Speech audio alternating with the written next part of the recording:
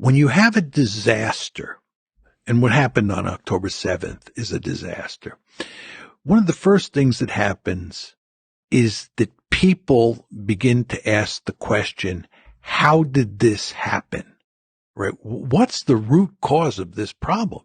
This is a disaster. We have to understand what caused it so that we can work to make sure it doesn't happen again. So we can work to shut it down and then make sure it doesn't happen again. Mm-hmm.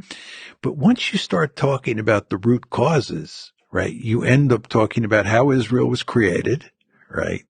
And that means telling a story that is not pretty about how the Zionists conquered Palestine.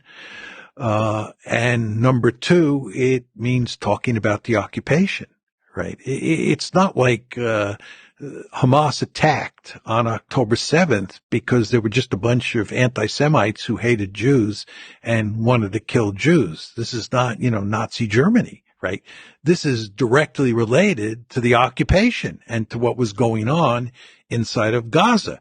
And it's not in Israel's interest or the lobby's interest to have an open discourse about what the Israelis have been doing to the Palestinians since, I would say, roughly 1903, when the second Aliyah came to Israel, or came to what was then Palestine, right? We want to talk about that.